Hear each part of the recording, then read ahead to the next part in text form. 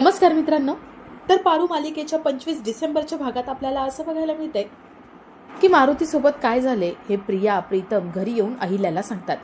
अहिल्या मारुतीला म्हणते, मारुती अरे तू अशा भोंदू बाबांच्या नादी लागशील असं वाटलं नव्हतं.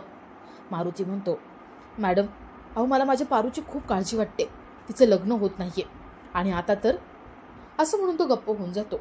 अहिल्या म्हणते, मारुती काय झाले. मारुती म्हणतो, मॅडम अहो मला माहितीये पारू चुकतीये, पण ती अल्लड आहे, तिच्याकडून चुका आपसूक होऊन जातात. अहिल्या म्हणते, मारुती अरे मी तुला सांगते पारूकडून कधी काही चूक होणारच नाही, माझा तिच्यावरती पूर्ण विश्वास आहे. पारू स्वतःच्या मर्यादा ओळखून आहे म्हणून तू अगदी निश्चिंत राहा. मला पारूवरती पूर्ण खात्री आहे, ती कधीच माझा विश्वासघात करणार नाही. तर इकडे पारू आदित्य झोपलेले असतात. पारूला काही होऊ नये म्हणून आदित्य तिची काळजी घेत असतो आणि त्याला कधी डोळा लागतो त्याचं त्याला कळत नाही. आदित्य पारूच्या डोक्यावर हात ठेवून झोपलेला असतो. पारू सकाळी उठते तेव्हा ती बघते तिच्या डोक्यावरती कोणाचा तरी हात दिसतो. पारू तो हात काढून बघते तर तो आदित्यचा हात असतो. पारू त्याच्याकडे प्रेमाने बघत राहते. तर थोड्या वेळाने पारू आदित्य झोपेतून उठतात. दोघंही तिथून बाहेर पडण्याचा रस्ता शोधायला लागतात. तर अनुष्का तिथे येते. अनुष्का जंगलामध्ये इकडे तिकडे बघत असते. तिला शेकोटी पेटवलेली दिसते आणि तिथे गवतापासून बनवलेला बेड सुद्धा दिसतो. अनुष्का अहिल्याला फोन करते आणि अहिल्याला म्हणते, अहिल्या मॅडम अहो आदित्य पारू रात्री कुठे होते याचा पत्ता लागलाय.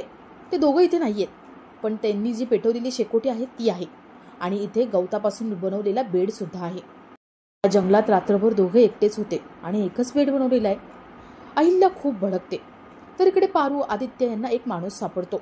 तो माणूस त्याला पारू म्हणते, आम्हाला इथून बाहेर पडायचे, आम्हाला इथून बाहेर पडायचा मार्गच सापडत नाहीये. मी यांची नोकर आहे. मी इथे आले आणि मी हरवले. हे सर मला शोधायला आले होते.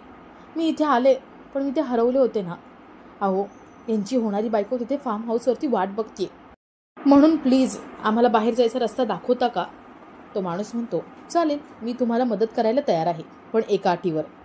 मी तुम्हाला मदत करेल पण त्या बदल्यात तुम्हाला माझी मदत करावी लागेल. पारू आदित्य जराशे घाबरलेले असतात. ते विचार करतात की हा माणूस काही गैरफायदा तर उचलणार नाही ना. आता पारू आदित्य त्या माणसाची मदत घेईल का आणि तो माणूस कसा असेल. पारूची तो खरंच मदत करेल का अनुष्काने त्याला पाठवलेलं असेल हे बघणंही तेवढंच इंटरेस्टिंग असेल.